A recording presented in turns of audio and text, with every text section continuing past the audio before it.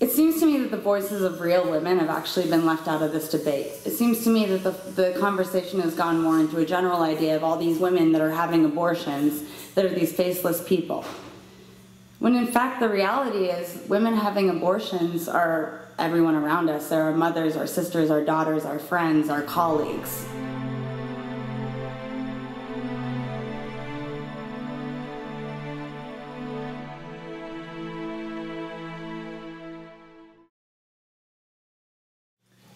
So there are these ads on the buses. They say they help women. Women like me who are pregnant and don't know what to do next. I didn't want to go see my doctor about it. I don't even like her that much. And I didn't want her to know. So I called them up, I told them I wanted to have an abortion. They said I should come into the office and talk to a counselor about it.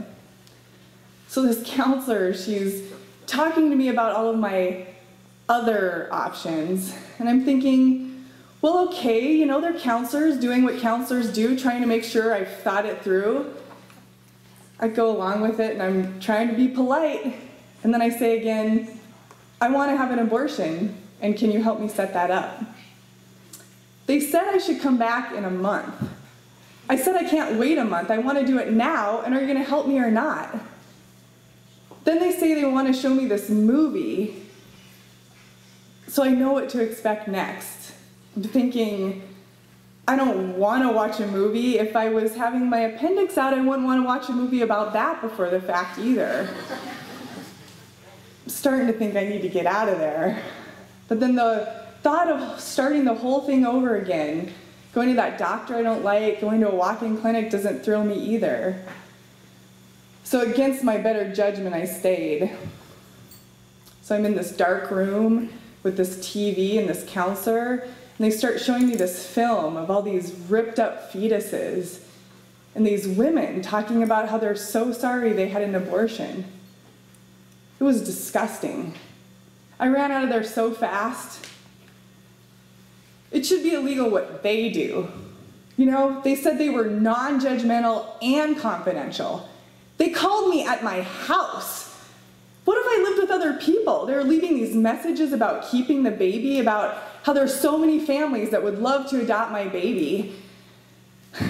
It was insane. I called them back and threatened them with a lawyer, like I even have one, told them to stop harassing me. They actually said, lots of single women these days have babies, and in time, you could find a husband. Find a husband? Welcome to 1950. And don't try to tell me I should have given it up for adoption. It's not my job to give a baby to a family that can't have one of their own. I mean, fine if that's what you want to do, but I don't. And I won't be guilted into it either. It's 9 months out of my life too. Really good for those who want to, but do not tell me I have to. Besides, I would always wonder about it. I can't live like that. I was never someone who felt that strongly about abortion before, but now I practically barf when I see those stupid religious billboards or hearing people talk their pro-life bullshit. Television preachers, morons, and letters to the editor, men mouthing off about murder. I've got news for you. You haven't got a fucking clue. You'll stand there with your signs, you will block my way to the clinic, you will call me a murderer. But what actual good are you doing for all those babies out there already that don't have a home? Talk to me about the fucking sanctity of human life. There are 7 billion of us on this planet. 7 billion. They figure 9 billion by the time I'm 50. Why not take care of the kids already here? You know, make sure they're fed, have a roof over their head, an education, a future, instead of protecting a bunch of cells.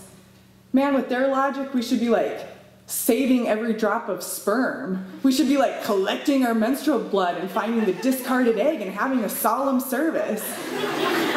It makes no sense. We've actually got real problems to deal with. Climate change, a planet in crisis. We are so full of our own self-importance. We're like locusts, destroying our host, shitting where we eat. One less of us can only be a good thing. Sanctify that.